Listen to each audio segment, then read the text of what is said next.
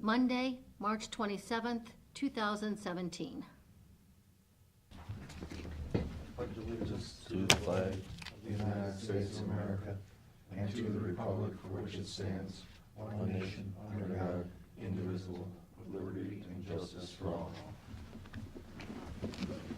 So do you want to, February 23rd, February 27th. second? Mr. Monahan? Yes. Mr. Old? Yes. Mr. Shenango? Yes.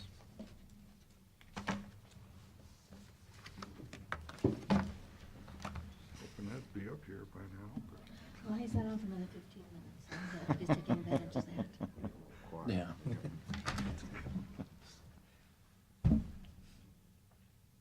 Okay, I'll go ahead and get started. Just wanted to follow up with, I know, some of the discussion we had last week. I know Commissioner Old, you were asking about, had some questions about concealed carry. And I know I talked to you about this, but just for everybody's benefit. You know, we did a policy back in 2004 when that law came into effect, and basically you're saying, you know, no, you can't bring weapons into the building. You know, even if you've got your license, you can't bring them into the building. If you want to leave them locked in your car out in the parking lot, that's okay. That's allowable under the policies. Again, what they did was when they changed, they just made a recent change to the law. Well, what they were proposing a while back was that you could bring those, you know, concealed carry into a public building. At the very end, they basically said, hey, we're going to leave it up to the local jurisdictions whether or not you want to do it or not. So, I mean, I don't know if you want to revisit that or just leave it as it is. Or I'm assuming we want to just leave it as it is. I mean, the policy's already in place, everything is covered, there's Yeah. really nothing we need to do. Yeah, the only thing I was interested in was the sign, because somebody had asked about the parking garage. Yeah, you mentioned there's something, I'll go down and check what that sign out is. Maybe they're confused if it's like on that door going into the building, I mean, that's the way it should be. If Yeah, there's a different sign somewhere else, well, I don't, The way they made it seem was, it was saying that you weren't allowed to have them in the parking garage. And, I mean, now I think with the law change, it is fine as long as it's proper. mhm. I mean, that's my understanding of it. Yeah, so. maybe there's just a misunderstanding again, because most of the signs are when you're coming into the building and you see Yeah. that sign. Sure, you no, know. that makes sense. Yeah. As far as I think our intent there was still even, you know, in the parking garage, as long as you're leaving it in your vehicle, Yeah, we're okay with that. yeah. Of course, it's supposed to be in the trunk or in or like locked in the glove compartment or a separately locked case or something Yeah. inside your vehicle. Just so you know, there's going to be a motion up here for Board of Elections, and they're getting ready to order those poll books. So there's some paperwork they got to sign off for Department of Administrative Services. So there's a motion up there authorizing myself to sign off on those documents. Okay. So you're aware. You want to go through the finances on the poll books? Essentially, the state is picking up 85% of that cost. So we're hoping maybe with the next state budget that they'll do the same on the rest of the elections equipment. I think that's probably pretty aggressive, but can be hopeful. Yeah. That's all I've got. Hey, Pete, the engineer's contract, I see in your report where he has got that. Is that Jack Barshman? Is that what you were? No, I think I'm referring to is Department of Environmental Services. We've been talking to various engineering firms about them coming on and acting as a consultant for us. Okay. So we're at the stage where we interviewed, I don't know, half a dozen companies. I sat in at least 3 of the interviews. That department felt comfortable with one firm, so we're negotiating a contract with them right now. We just, it might be Environmental Design Group or something like that is their name. Where are they at? Out of Akron. I know when we sat down with them, they had a fairly long history of firms that they've essentially, merged with or morphed from. I know the one name was Floyd Brown and Associates, which I remember from back in the day, we did some work with them a long, long time ago. I think there was another firm, but I can't remember which one it Send me was. some information on that if you would, yeah. Okay, I'd like to see who it is, anyway. all right. Yeah, I think I'll get their promo materials. Yeah, I just printed your weekly report off, and I saw engineer's contract. Mm-hmm. I guess that's what I was thinking. was for. I got another item I can bring up is, the county engineer has sent over a bunch of pictures of a salt barn. Apparently, I think with that one windstorm, must have blew out a portion of the back wall of his salt barn. And of course, he has some other pictures of it in some state of deterioration. I'm not sure what his intentions are. I know over the years, he's asked us to pay to replace, either, fix the roof or fix this or that on that building. But again, the idea that is, that's to help maintain the roads and bridges in the county. So I don't think that's necessarily a general fund expense, even though we could do that, but I'm not sure I'd recommend that. So I'm gonna find out what his intentions are, sending that over. What is he gonna do with that great big pile of, I have no idea. I can ask him. yeah, Of his old parking lot, the Yeah. remnants of that, yeah, which a couple years ago was a big salt pile. yeah, we cleaned that area up, and I thought we were gonna, He'll use it for grind, that's his replacement for stone. So that's what he could just use it as Yeah. potentially stone. He'll use it up this year. Okay, that's all I've got. Okay. it's like a Come on barber down. shop next.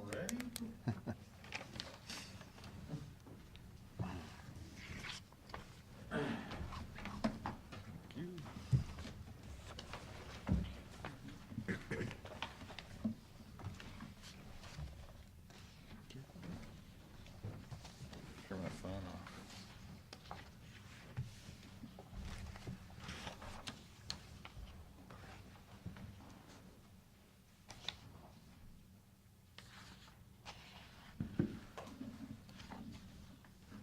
Seems like it was just the other day.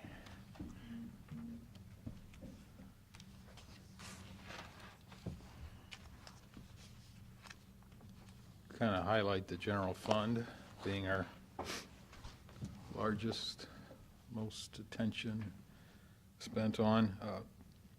There's different pieces and parts in the general fund. As this top page illustrates, on the far right-hand side is what you're going to see in the resolution. But then we know there's still activity from the sunset sales tax. And then, of course, now we have the sports activity there coming from the lodging tax. And so we back those out to see what's just really the basic day-to-day general fund. So there's only $248,708 left in the sunset sales tax?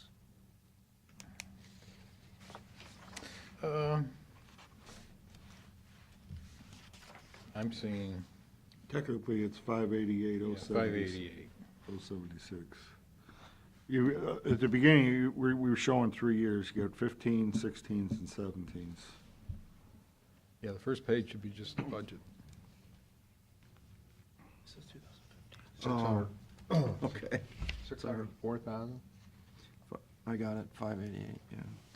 588 at this point based on, Based on encumbrances that were Yeah. done at the end of last year, if some of those don't come through, or maybe, it happens may have all a the little time. more. Yeah, So this is quite what we six. had left for the nursing home then? or whatever. or whatever, yeah. Yep. Okay.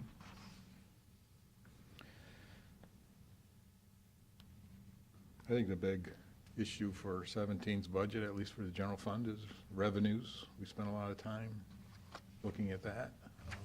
Ended up with a flat sales tax estimate. We know, looking back a few years, we've had some pretty good years, but we're not expecting that right now, so that It's the engine that kind of drives things, and What's the 0.54% mean? In other words, that means that's the increase from 2016 of the revenues. Right. 16 to 17. So in other words, 0.5% or relatively, I'd say, flat revenues. But 0.5% is what it went up.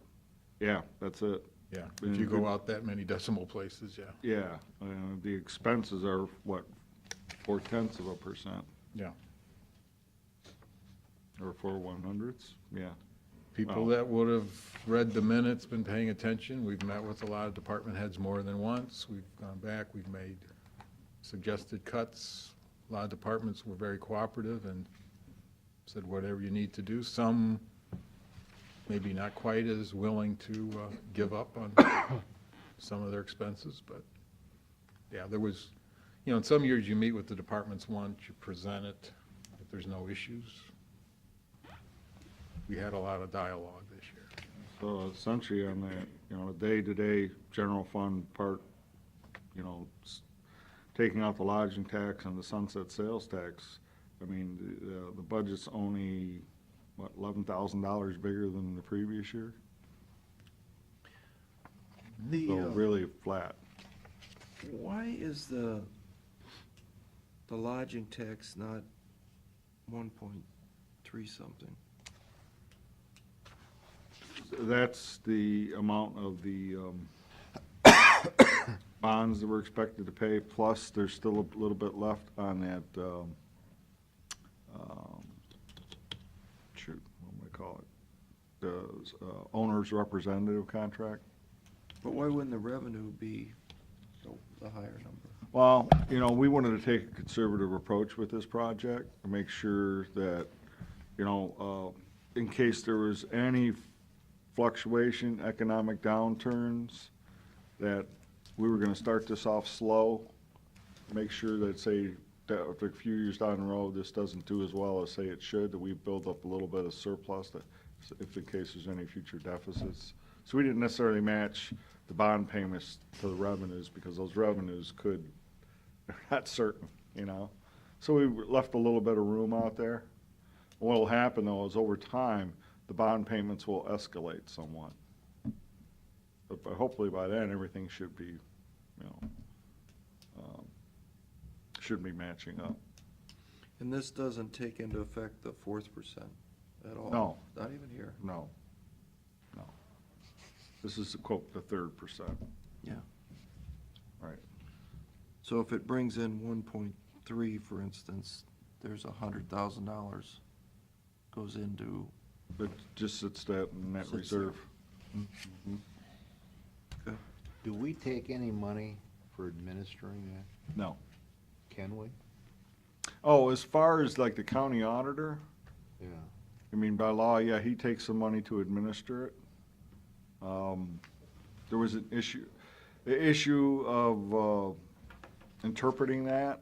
I believe the county auditor felt that, I'm not sure which one of these percents, but one of the percents that he felt that we're not able to take that administrative money on.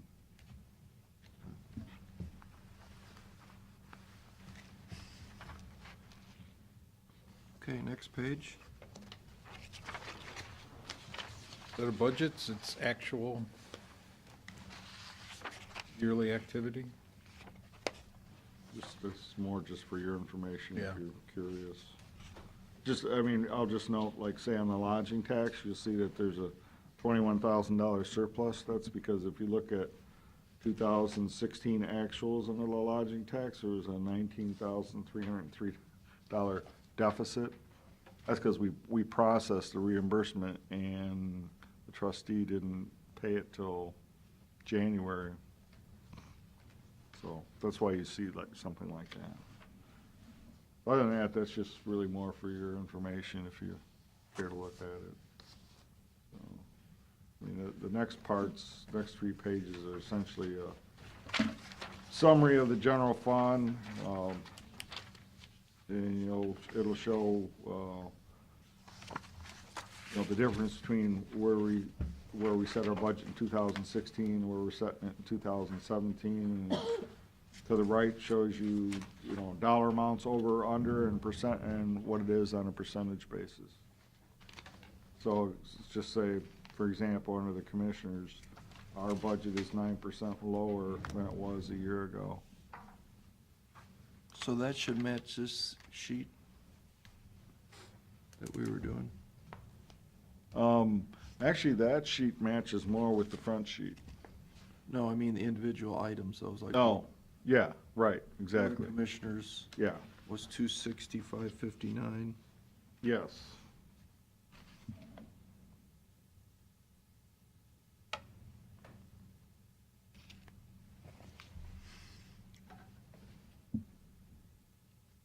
Yeah, I mean, for the most part, Oh, but it's not giving us the detail on this sheet. Because on this sheet, it says Commissioners is 2,000,003.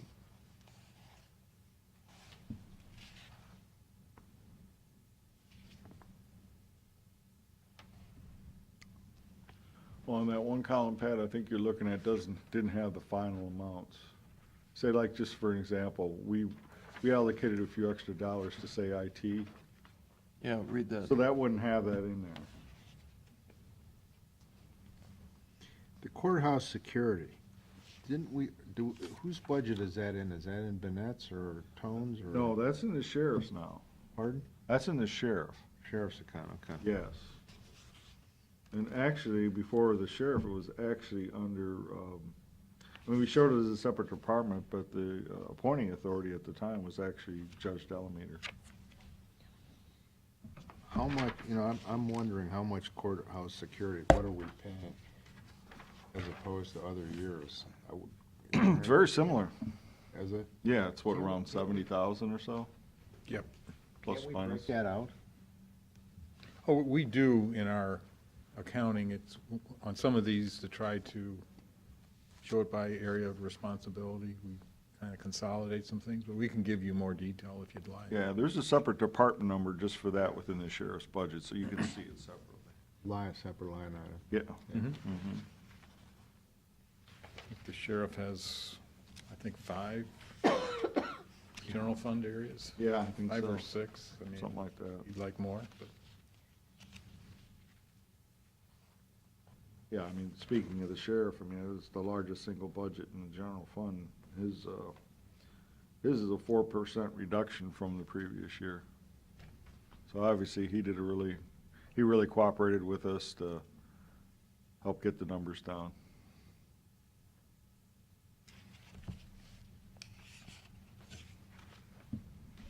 Yeah, I think if you look at, as far as just reduction numbers, between the sheriff and the commissioners, those are the really big ones on an operational basis.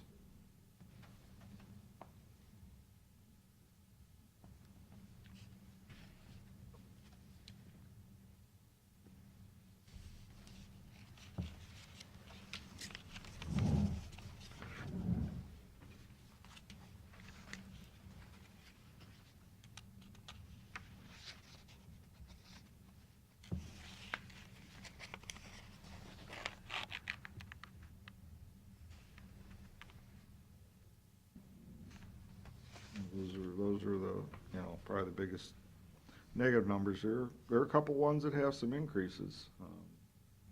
On a percentage basis, the coroners is the biggest at 32%. Again, that's an area that's kind of out of everybody's control. I hate to say it, but I mean, it's got a lot to do with the fact of all these, the drug epidemic that's been going on nationwide. You know, when he suspects somebody's died of an overdose, he's got to do an autopsy.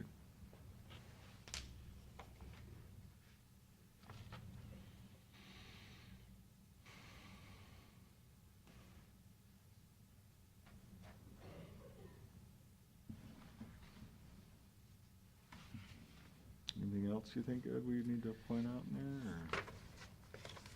no, more or less just questions, and you may have more questions later, but yeah, there's the general fund analysis attached, 3 pages, and then there's basically the total budget, which Again, tries to categorize things by area of responsibility.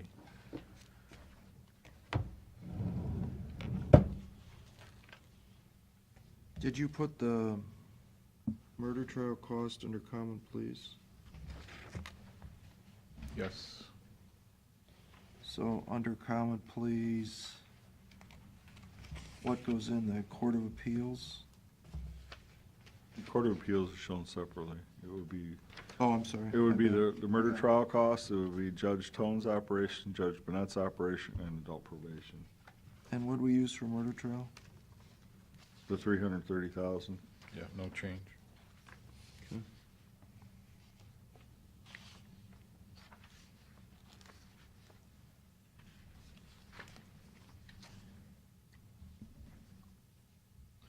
So that really is up considerably from 16.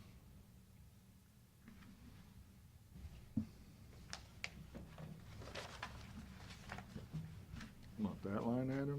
Yeah, That's because, 5%, the one below it's even more. yeah, Just family court, which is 9%, $363,000. and that was because of what? That was because they did a, essentially a salary study, if you will. I know we've always there's been a continuing problem about the turnover in the detention home specifically. So that, adjusted wages up in that area, and some parts in the court too, primarily in the detention home. How much does the state pay for the judges in Erie County, and what judges, like, for example, the county court? Does the state pick up how much of the judge's salary on that? What percentage, you know, Ed? I don't know, off the top of my head, percentage-wise, we can get that breakdown, like the cost to the general fund for the Judge Tone and Bennett and McGookie and Delameter. It's what, less than 20,000 off the top of my head, I'm trying to, it's a fairly small, Yeah, General it's fund probably cost. about, I want to say in the neighborhood of roughly 20%, We if not pay- even less. We pay 20, Right. and that's also for like Judge Stewick and the courts at Huron and Vermillion? By law, we pay 40% of the,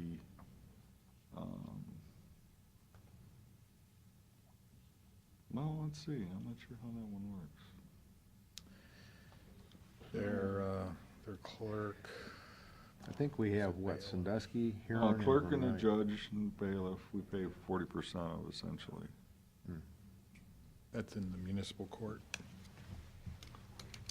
I think that's just their local share bill too. They picked up really a large portion of I think the state does, and then the local portion, we pick up 40% by law for all the municipal courts. I would say like Judge Lux is probably in the 40 to 50% range too, somewhere in there.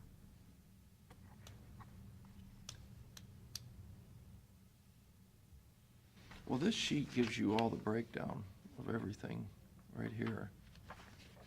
You know, as far as like court securities. 78,000, That is in greater detail than the 3-page yeah. general fund summary that That's what you I'm were doing, given so this yeah, morning, yeah. so.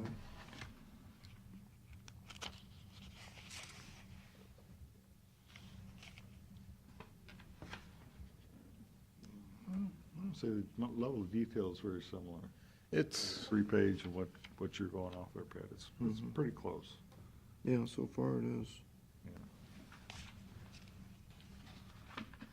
we do break out the commissioners by the different departments. Yeah, that's a little bit more information. That's on more. that one. And like, yeah, on that one, it'll show probation and Yeah, tone and. the courts are judgment. broken. Then, say like family court, it shows the court piece and the detention piece. Some of the commissioners' general expenses, those 1090s are listed separately there, so. On page 2, why is there a subcategory that says charities and corrections?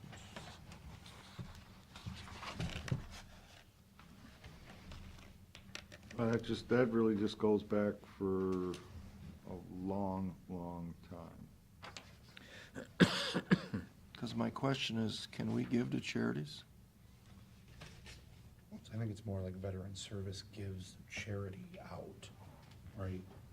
Yeah, you could look at it that way, and same thing with the, children's services and public assistance. Yeah. you know. And that was my take on it. But are you allowed to give to could we give money to the homeless shelter out of the general fund? I don't think so. I don't think you can give public money to private charities. I'm just curious why a long, long time ago it says charities. This is a really, really old classification system that we really haven't. I think it's just an old, it's just like it says crippled children. You wouldn't put that in. It's crippled anymore either. No. Some of the descriptions Children used with in the medical actual handicaps. resolution are kind of interesting too, the way things are grouped. Yeah. This is it's a really old structure that's got its roots way back, long, long time ago. 30-some years ago or more. Where does public assistance mandated share come under? Oh, under that charities and corrections where it says public assistance? Yeah, well, That's that's, it. what is it? Yeah, that's it. What is it, though? What is the mandated share? Yeah. I mean, it's a number that the state says you're mandated to pay towards that program. How they come up with the number, that's good, that's a whole nother ballgame. How they do that, I don't know, honestly.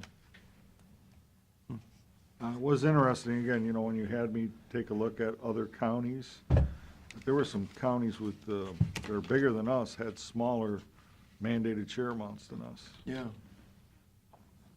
It's the ones with the levies, right? Depends on what that levy goes towards. If it's just children's services, it really wouldn't have anything to do with the mandated share amount. Yeah, that's true. It's really just supposed to be those, those, what I want to call income maintenance programs that we're required to do. It's got nothing to do with child support, it's got nothing to do with children's services. It's all about your income maintenance programs. Essentially, it's a portion of the overhead.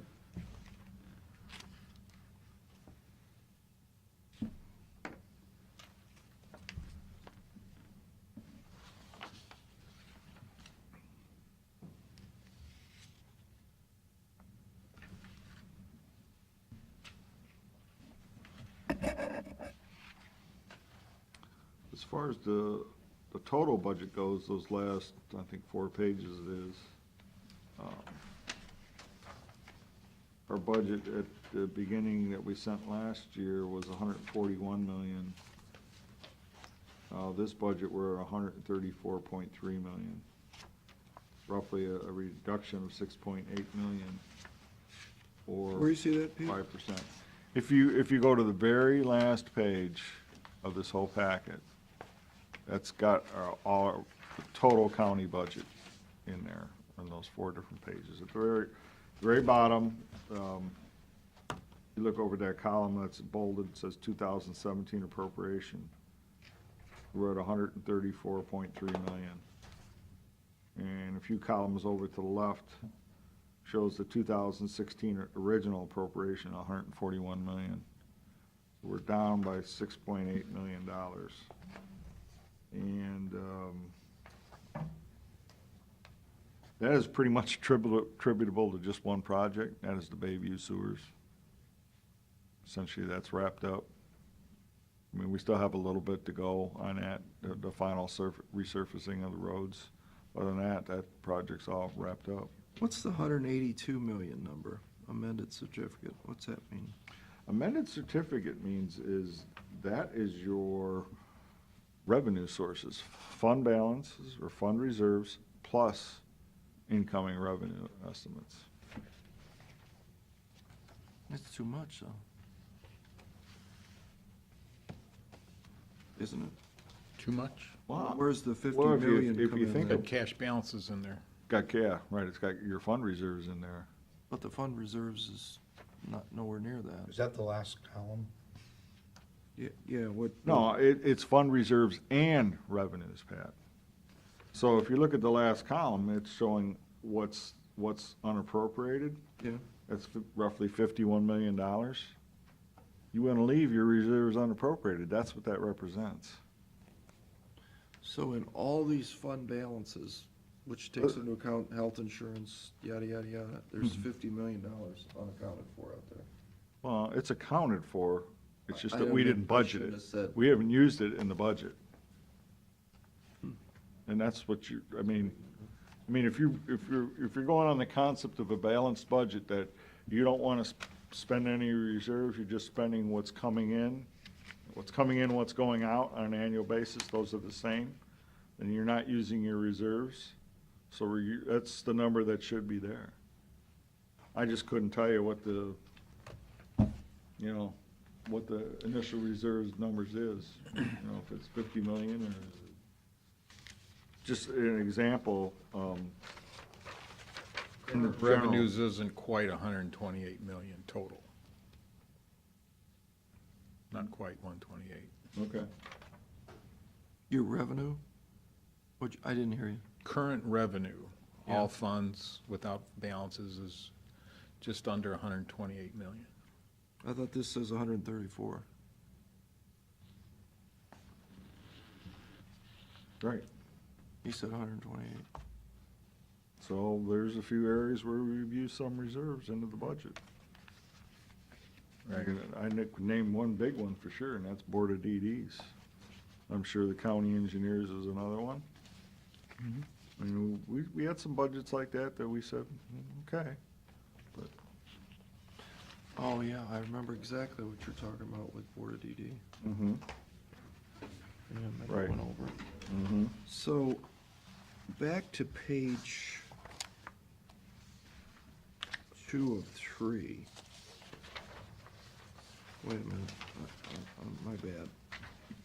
Page 3 of 3. 3 to 3.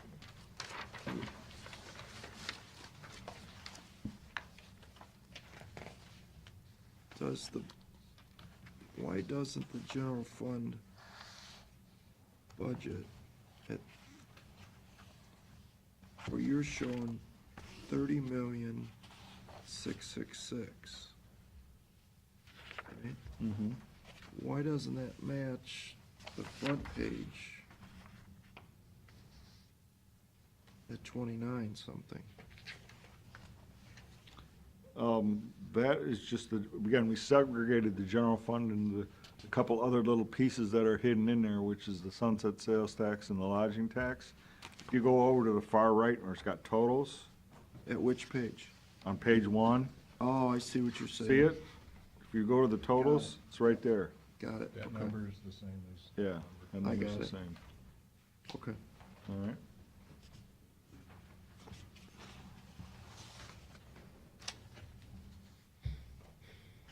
See what they did? I didn't catch that. So essentially, if you look at the general fund is from 2016, it's a flat budget. And if you look at all of our funds combined as just one number, that's a flat budget as well. I mean, it's down, but we know the reason why, and that's because of Bayview. If you take that out into consideration, again, it's a flat budget.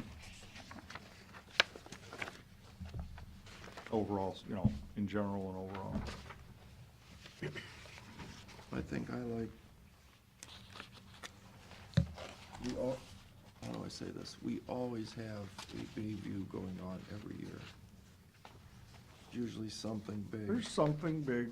And I think the point here is that we have, I think I'm gonna go with, we've reduced the budget by 5%.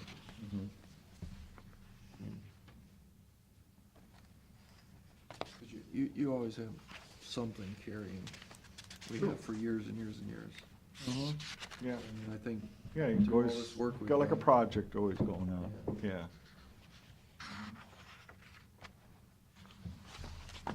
So we ready to, You got any questions?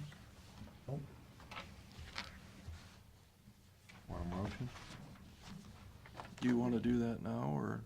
read it with the regular. That's up to you folks, however you want to do it.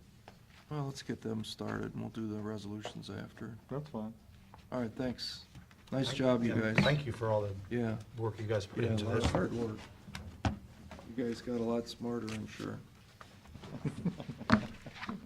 In the wheels of politics. So you ready to go hit the magic button for the auditor's office? Well, we'll wait. Carolyn gives us a thumbs up. Okay, We'll work them out, so it won't take long. all right. Okay, I need a motion to recess into this meeting. So moved. Second. Mr. Monahan? Mr. Old? Yes. Mr. Schenkel? yes.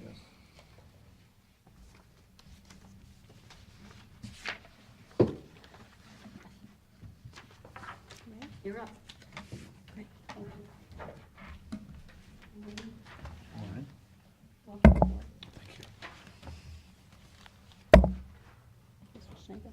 you. Thank you. Thank you.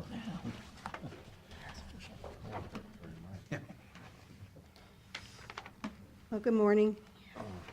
It certainly has been an interesting quarter, to say the least, as we're going through the trials and tribulations of a new administration. Not even 100 days, of course, have passed, and I think, if anything, it has highlighted the importance or the anticipation within the marketplace as far as what change could possibly mean for our interest rate environment. When we look at page 3, Federal Reserve FOMC met this month, and they prepped the market to take advantage of an opportunity to increase the overnight federal funds rate. So we're now in a target of 0.75 to 1%, finally off of that zero level that we had been on for almost for 8 years, basically. Expectations are, based on the Fed's forecast, that we will have 2 more rate hikes in 2017, which would ultimately put the overnight rate at that 1.25% to 1.5% by year end. The market is currently pricing in about a 50-50 chance that we will have our next rate hike in June, and that will be followed through by additional rate hike in December. Of course, everything is data dependent, as we know. And certainly, we're in somewhat of a period of economic calm and economic stability, and that is presenting the opportunities for the Fed to move.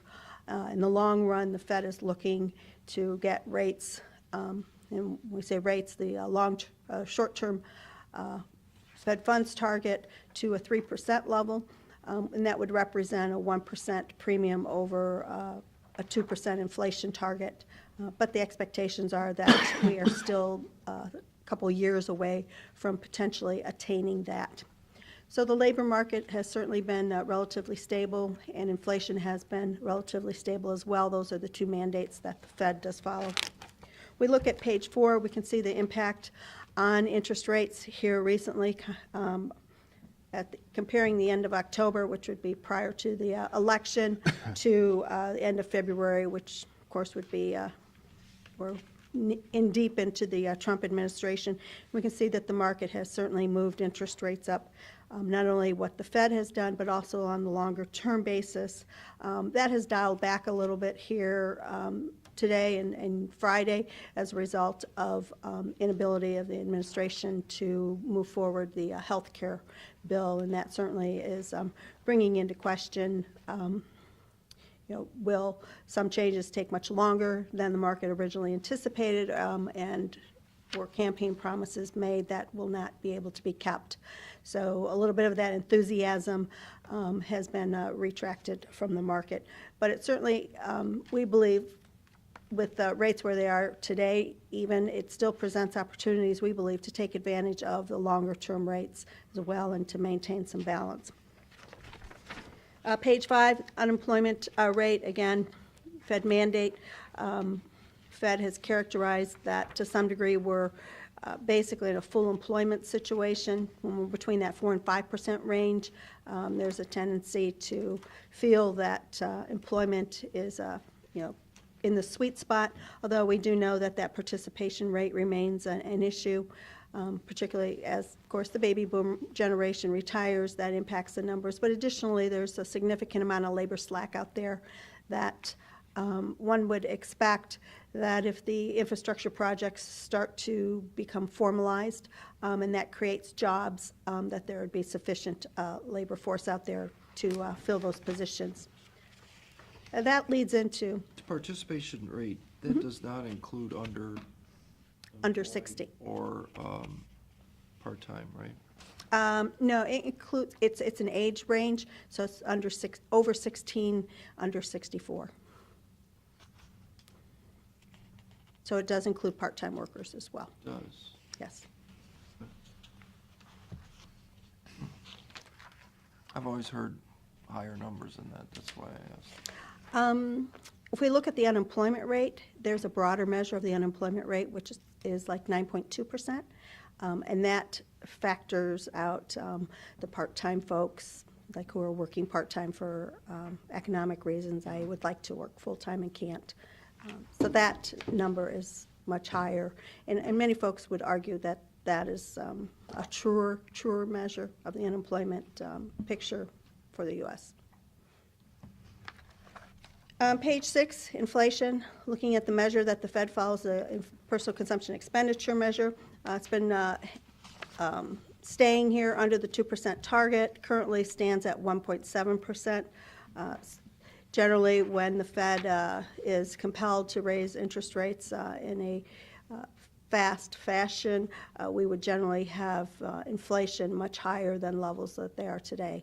So certainly this creates an environment where the Fed can continue to be relatively patient in increasing rates and not feeling compelled to raise them quickly.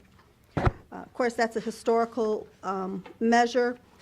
So we've now included in our packet here on page 7 an outlook for inflation, which is the break-even index, which compares the yield on the 5-year traditional U.S. Treasury to a 5-year inflation protection Treasury.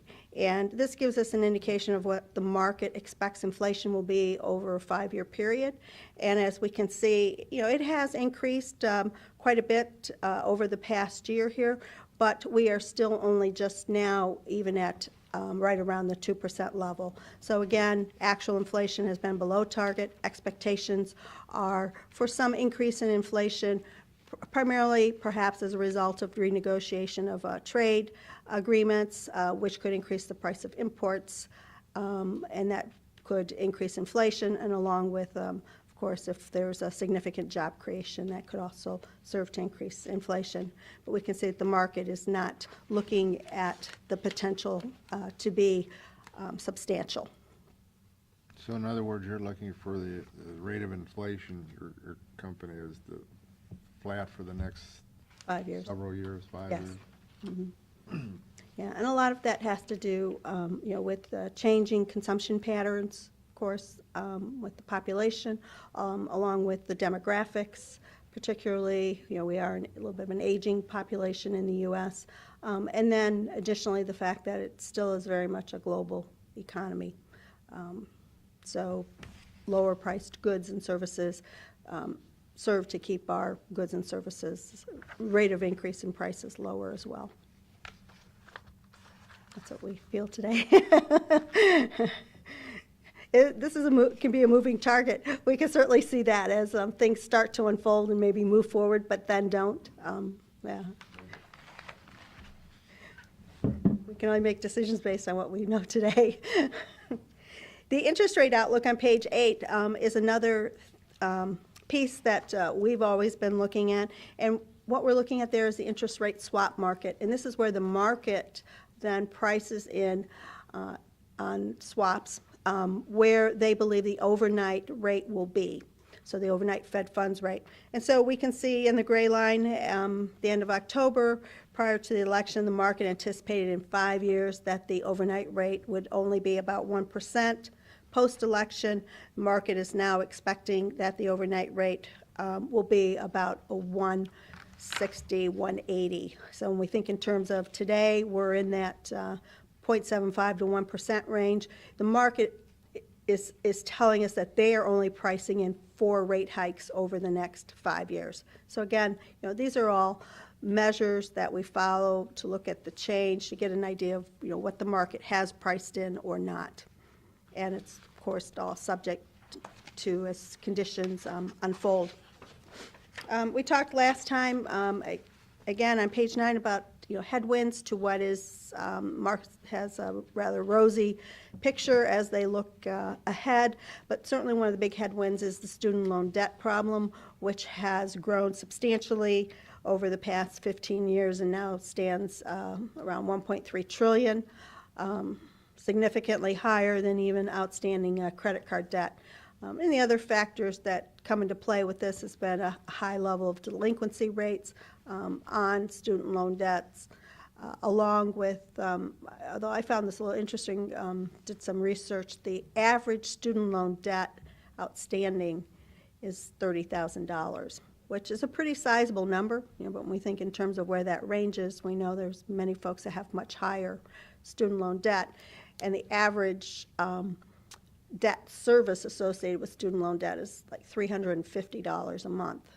So when we think in terms of having that additional monthly expenditure, it serves to temper how other things that you can spend funds on. And one of the big pieces that we have seen a drop off on has been the household formation, home ownership, which feeds into household formation. On page 10, the home ownership rates have certainly dropped.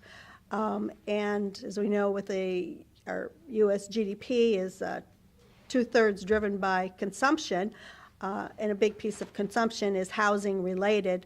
With a drop-off in home ownership, it's serving to reduce our consumption, which serves to keep our GDP numbers low by historical standards. Expectations are that kind of the new normal is now 2%, as opposed to the historical trend was more 3%. Isn't it odd that on the student loan debt that the government, which is behind a lot of these loans, is keeping interest rates Yep. at 7%? Yep, Or 7.5%. yep, Why don't they lower it down to the 2%? yep. Well, and that's, exactly. I mean, that would certainly help to alleviate the, some of the burden that's associated with it. Well, no, default Absolutely. rate too might go Right. down. Yeah, I had a, Pretty obvious to me. yeah, I would agree. I had another, what I thought was somewhat obvious thing too. I thought, you wake up in the middle of the night and think, oh, this sounds like a good idea. Is thinking back, well, why don't they make all the student loan debt tax deductible too? Or, yeah, It's just like, I mean, I grew up in the days, like mortgage interest. like mortgage interest, or where you used to be able to deduct interest on your car loans Yeah. and such. I mean, dating myself, but that used to be something, and of course, that spurred presumably consumption by having that. Huh. Yeah.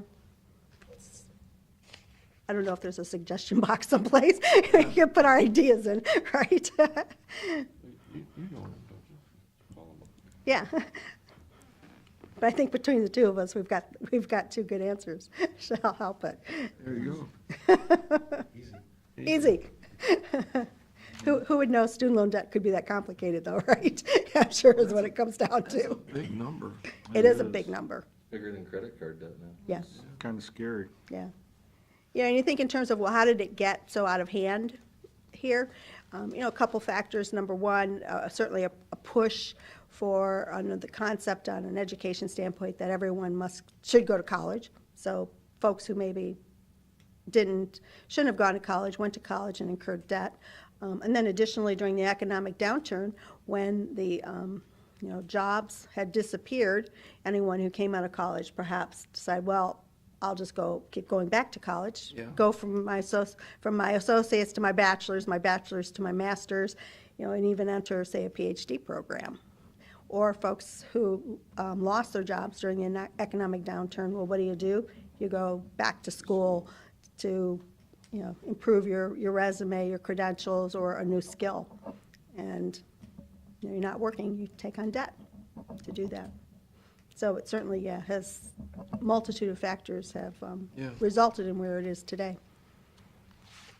But how has this all really impacted the county's investment portfolio? If we look at page 12, and this is a snapshot of the portfolio as of the end of February. Of course, the cash number was extremely high due to collections And as Pam mentioned, they just did settlement, so that cash number is significantly less. But the securities portion has held steady right around that 48 million. Asset allocation, from an investment standpoint, we're heavily weighted, of course, in the U.S. government agencies. Significant portion in the FDIC-insured CDs, and 8% in other, which is corporate bonds or munis. And again, all within the parameters of what are permitted under Ohio Revised Code for county investments. This has resulted in a portfolio that has a weighted average maturity of 2.23 years, yielding 1.39%. So that will generate about a little over $650,000 worth of interest. Compare that to where we were last quarter. Last quarter, the portfolio yielded a 1.35. It had limited investment activity as a result of limited maturities and such.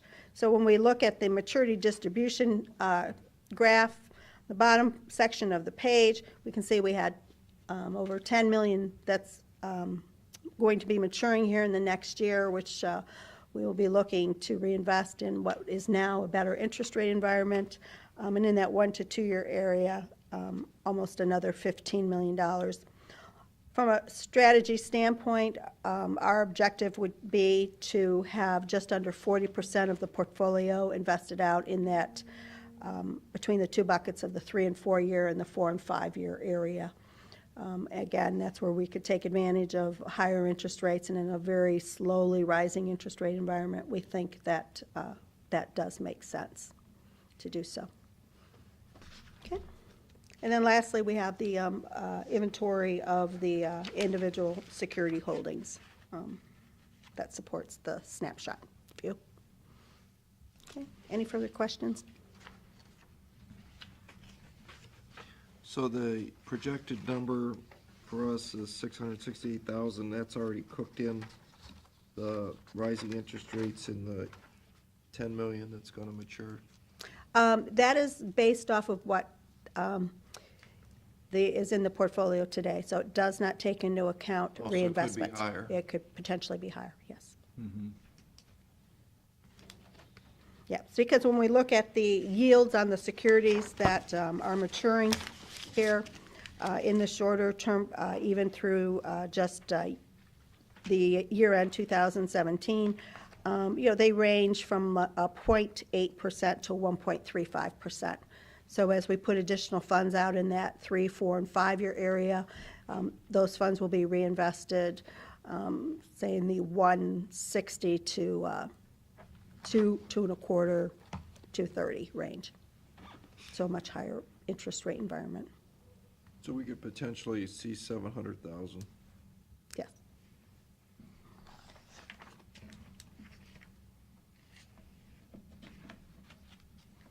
Okay. All right, thank you. Great. Well, thank you. Appreciate it. Need a motion to reconvene to the regular session? So moved. Second. Mr. Old? Yes. Mr. Monahan? Yes. Mr. Shenneck? Yes. So you want to do the resolutions? Yep.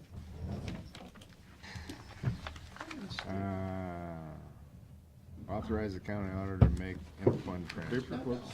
Second. Okay, so sorry. What, next I week? had two people talking to me. I'm sorry, Bill, go ahead. Paperclip. Paperclip, just, oh, you want a big one? Anything. Okay, I'm ready. We did the interfund transfer. Okay. Mr. Monahan? Yes. Mr. Old? Yes. Mr. Shenneck? Yes. Ordering the transfer of same to the Huron County Sheriff's Office as a donation surplus vehicle. Second. Mr. Monahan? Yes. Mr. Old? Yes. Mr. Shenneck? Motion authorizing County Administrator Pete Danny to sign the Ohio Department of Administration Services funding application for electronic poll books for the Erie County Board of Elections. Second. Mr. Monahan? Yes. Mr. Old? Yes. Mr. Shenneck? Yes. Awarding the contract for the Joppa Road structure to pre-trust services. Second? Mr. Monahan? Yes. Mr. Old? Yes. Mr. Shenigo? Pardon? Oh, I'll add that to my list. You have to vote. We're in the contract for the structure replacement for Joppa Road to Danish Concrete Incorporated, Wellington. Second? Mr. Monahan? Yes. Mr. Old? Yes. Mr. Shenigo? Yes.